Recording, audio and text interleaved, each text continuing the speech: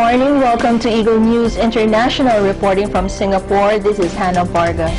For today's top stories, film directors Darren Aronofsky and Tran Anh Hong attend benefit dinner at the Singapore International Film Festival. China warns against ties with Taiwan after Hong Kong stopped Singapore troop carriers. Dutch Prime Ministers meet his Singaporean counterpart in the city-state. Researchers in Singapore have come up with a solution to curb accidents involving phone-obsessed walkers. Ecuadorian President Rafael Correa mourned on Saturday the death of longtime friend Fidel Castro. Libyan forces face deadly Islamic State defense insert holdout. Now in sports, John Brook beat Al Ain to win Asian champions. FIFA's Infantino says future of Confederations Cup undecided. Now to the news, but first in Singapore. Film directors Darren Aronofsky and Tran Anh Hong attend benefit dinner at the Singapore International Film Festival. Oscar-winning director Darren Aronofsky and IWC Filmmaker Award recipient Tran Anh Hong walked the red carpet on Saturday before attending the Singapore International Film Festival benefit dinner. The Singapore International Film Festival, which will screen more than 160 films from the city-state as well as from around the world, opened on Wednesday with Malaysian film Interchange and Singaporean film The Pursuit of a Happy Human Life. Actors and directors from around the world attended the For the Love of Cinema benefit dinner on Saturday. Darren Aronofsky, who spoke at a master class during the festival on Friday, acknowledged the growing interest audiences in Asia for international cinema. Vietnamese-born director Tran Anh Hong, who also spoke at a master class during the festival, was the recipient of the IWC Filmmaker Award during the event, the first to be awarded in Singapore. The 27th Singapore International Film Festival runs until December 4. Now, China warns against ties with Taiwan after Hong Kong stopped Singapore troop carriers.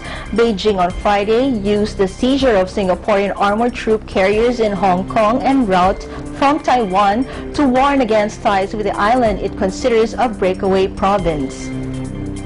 Singapore is trying to free the troop carriers detained in Hong Kong as they were being shipped home from overseas, Singapore's Defense Ministry said on Thursday. Taiwanese media said Singapore and Taiwan were in joint drills and a returning military shipment should not have been stopped in Hong Kong, a former British colony that returned to Chinese rule in 1997. Chinese ministry spokesman Geng Shuang was asked about the issue during Friday's meeting. A statement from Hong Kong's Customs and Excise Department said 12 Singapore-bound containers containing suspected controlled items were found in a routine search of a ship from Taiwan. The seizure comes amid signs of rising strategic tension between China and Singapore, which has deepened its security relationship with the United States over the last year and remains concerned over Beijing's assertiveness in the South China Sea. Regional diplomatic sources say Chinese officials are particularly concerned at Singapore's hosting of increased deployments of U.S. P-8 Poseidon surveillance planes, which are equipped with various sensors to target China's expanding Hainan-based submarine fleet.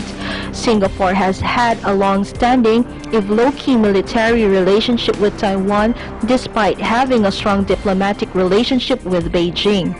The island state has also traditionally served as a venue for unofficial diplomacy between Beijing and Taipei.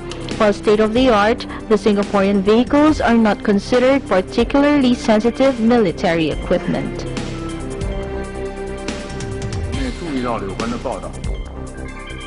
While Hong Kong runs a separate government system from mainland China under the terms of its handover from Britain to China in 1997, including customs, Beijing has the right to get involved in issues related to foreign affairs and defense.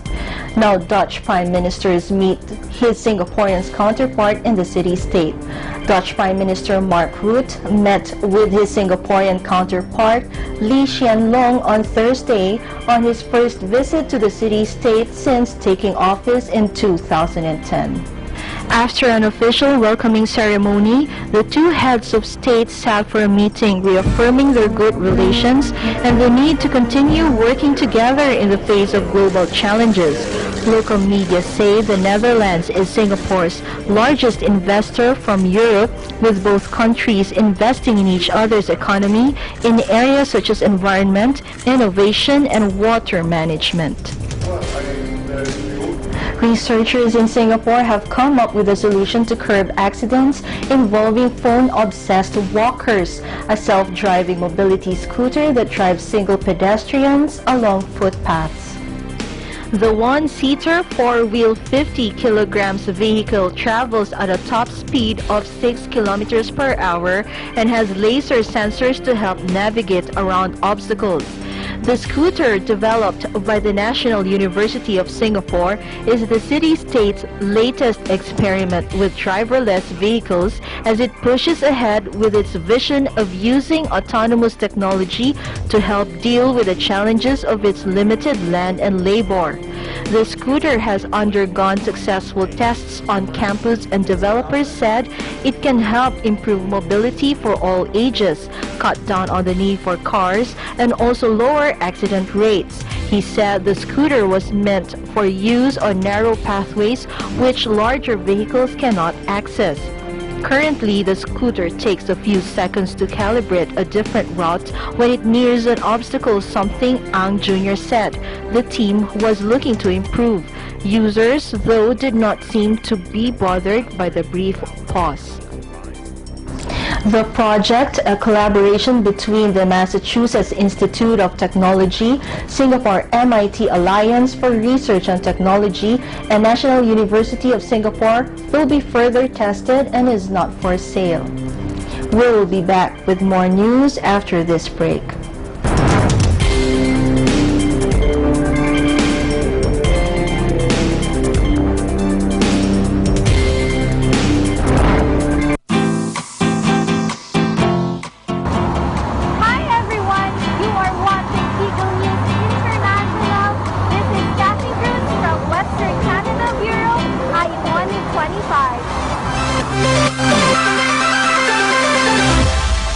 Masayang umaga po! Lunes hanggang Biyernes, alas 5 hanggang alas 6 ng umaga. Hi, I'm Lauren Kate, author of the Fallen series, and I'm 1 with 25.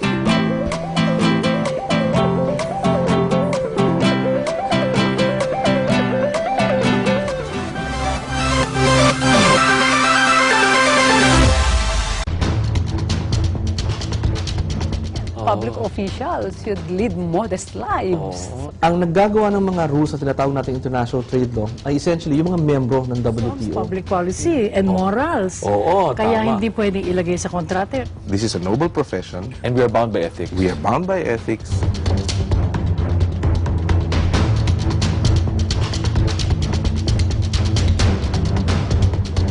Abangan niyo po kami alas 8 hanggang alas 9 ng gabi tuwing Huwebes dito lamang sa Patakaran.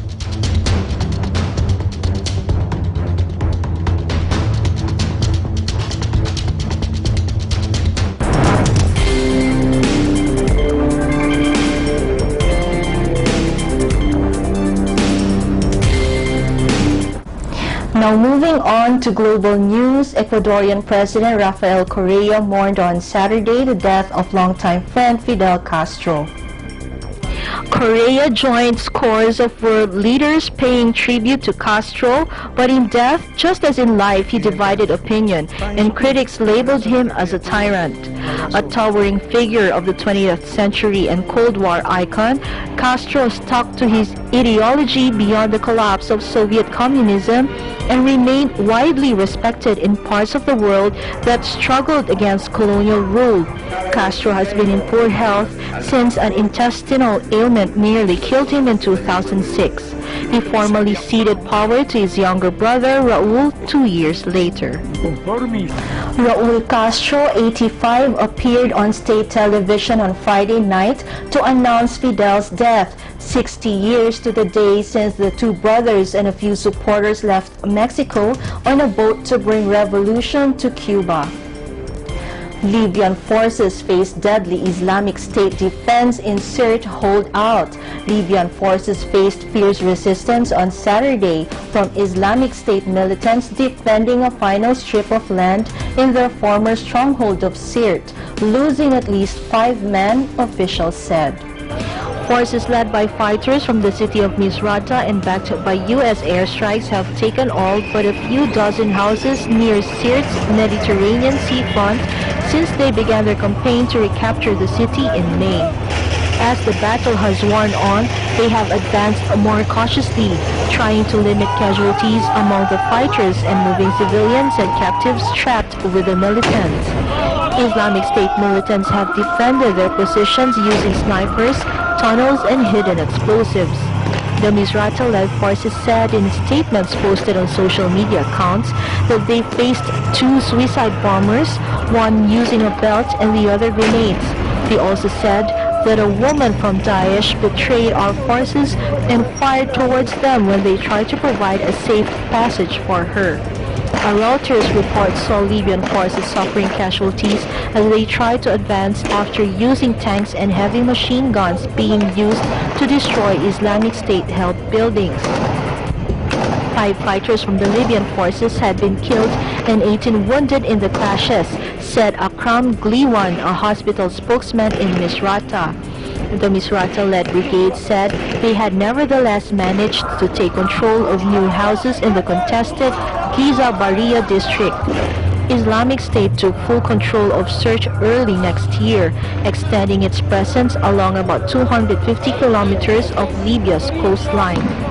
Sirte's loss would leave the militant group without any territory in the North African country, though some of its fighters escaped during the early stages of the campaign, and officials fear they will wage an insurgency from the south and west of the city. The U.S. has carried out at least 420 airstrikes since beginning an air campaign against Islamic State in Sirte on August 1. Firefighters battle wildfires across Israel and West Bank. Wildfires continue to flare across central and northern Israel on Saturday for the 5th day in a row, forcing residents to flee a West Bank settlement and destroying homes. Israeli police said that 6 foreign firefighting planes are battling fires in several areas, including Nataf near Jerusalem and the West Bank settlement of Halamish. In Nataf, where the fire was raging for several days, the Israeli firefighters received help from the Palestinians. Israeli Colonel Sharon Bitton of the Coordinator of Government Activities in the territory said the Palestinian Authority had sent 8 firefighting teams to assist Israel.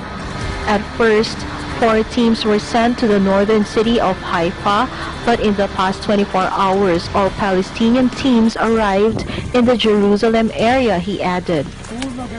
Israeli police reported that some 45 homes were damaged in the West Bank settlement of Halamish, and more than 1,000 residents were evacuated to nearby settlements, but no injuries were reported. 2 days after wall of flames raged through central neighborhoods of the northern city of Haifa, Israel's 3rd largest city, residents returned to charred homes in hope of recovering personal belongings. Across the city, firefighters were still on the outwatch, battling small fires. Haifa resident Alon Hoffman told Reuters that the fire destroyed his mother's flat in several hours. Another tearful woman returned to her sister's home to assess the damage. The fires have been burning in multiple locations for the past 5 days, fueled by unseasonably dry weather and strong easterly winds.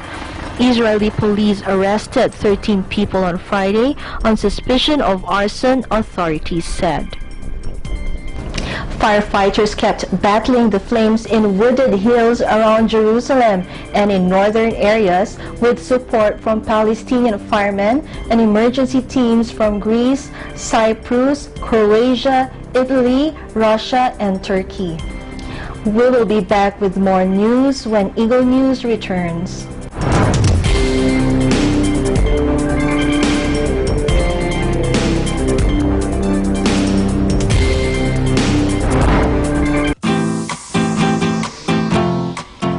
I'm Lauren Kate, author of the Fallen series, and I'm 1 with 25.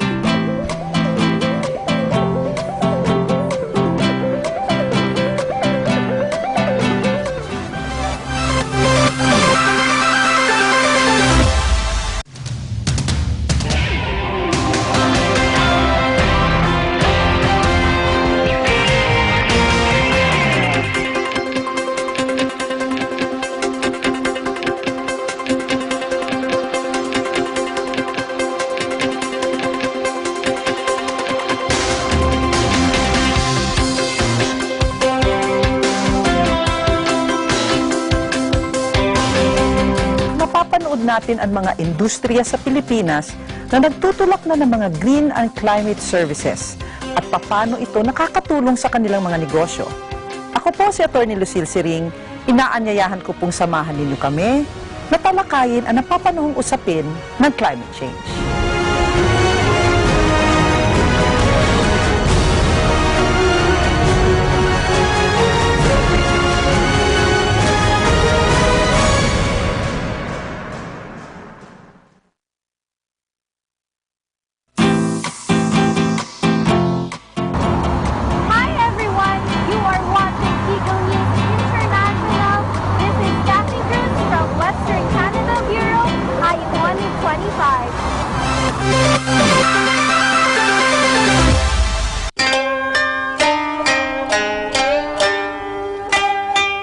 Nihon ni ikamashu. Let's go to Japan! Tara po at samahan niyo kaming lakbayin ang kanilang magagandang tanawin, ang kanilang makulay na kultura, ang kanilang mayamang kasaysayan, and discover the spirit of Japan, a country of beauty and tradition. Landmarks visit the land of the rising sun.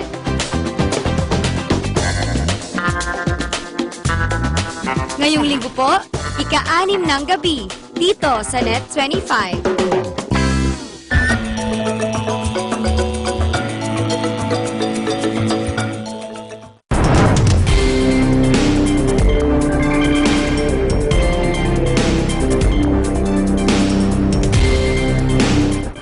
Now in sports, Jeonbuk beat Al Ain to win Asian champions. South Korean side Jeonbuk Hyundai Motors were crowned AFC Champions League winners on Saturday, with a 1-1 draw away at Al Ain enough to clinch the victory. The K-League team went into the game 2-1 up from the first leg and needed just a draw in the Hazza bin Zayed Stadium in Abu Dhabi to win overall. Jeonbuk took a first-half lead in the sometimes bad-tempered game when Han Kyo-won scored a volley from close range following a corner from Lee Jae-sung. Al Ain fired back almost immediately when their own South Korean midfielder Lee Myung-ju met a cross by Brazilian attacker Caio and swept past the Jeonbuk keeper to make the game 1-1. The Abu Dhabi side then had a chance to equal the tie overall when Kim Young-il took out Al Ain's Danilo Moreno Asperilla inside the area, but Douglas fired his penalty kick over the bar. Douglas's penalty miss was to prove crucial, and the South Korean side saw out the game to finish up 1-1 on the night and 3-2 overall on aggregate to become the ACL winners. FIFA's Infantino says future of Confederations Cup undecided. FIFA President Gianni Infantino said it is unclear when and where the Confederations Cup would be held after it is hosted in Russia. Uncertainty over the future of the tournament comes after a decision last year that it could not be held in Qatar because of the climate. The Confederations Cup, a small-scale international tournament, is best thought of as a World Cup dress rehearsal held the previous year. Responding to a question about Germany coach Joachim Löw's team for the tournament next year, Infantino said he was confident Germany would bring its best.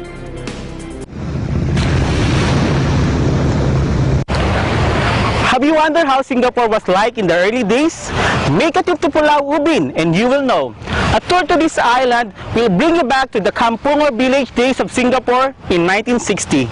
This is a place full of legend with a fascinating history and geography.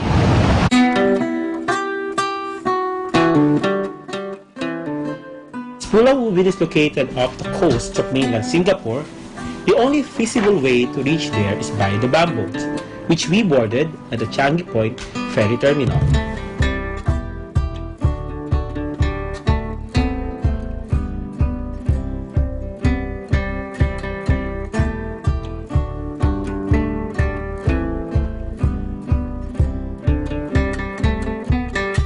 A boat ride of about 30 minutes brought us to the island's jetty.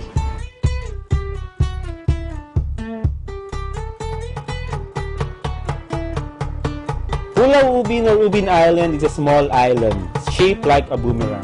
This island is situated in the northeastern coast of Singapore, where you can enjoy the natural vegetation, interesting wildlife, and most importantly, what we could not get in the busy city, the laid-back kampong or village atmosphere. Yes.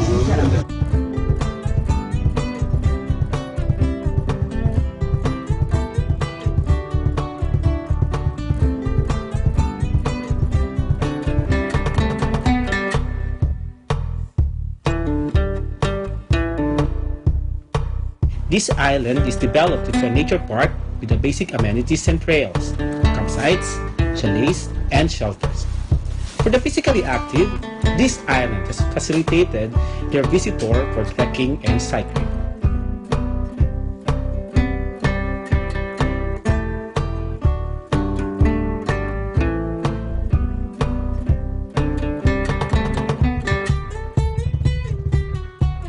Star attraction is the Czech Jawa wetland.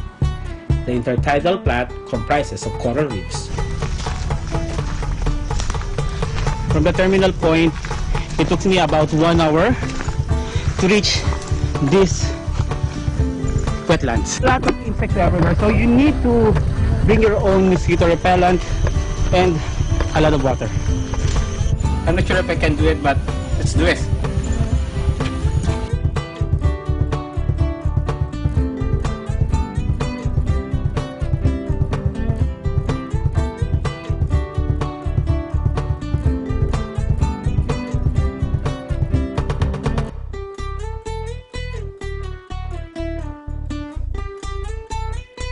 Often considered as the last village here in Singapore, Ubin is ideal for a leisurely stroll.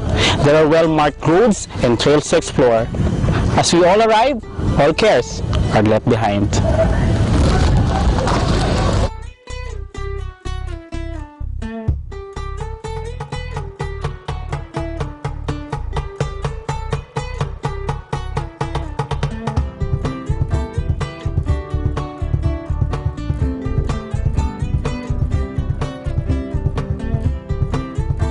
The charms of the island will captivate you as it remains largely authentic, unspoiled, and rustic, right down from the occasional whips of wildlife. Reporting from Pulau Ubin, Singapore, this is correspondent Brian Quiroz. I am 1 with 25.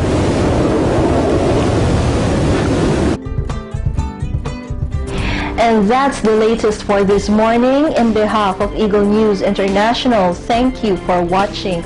Once again, this is Hannah Vargas. I am 1 with 25.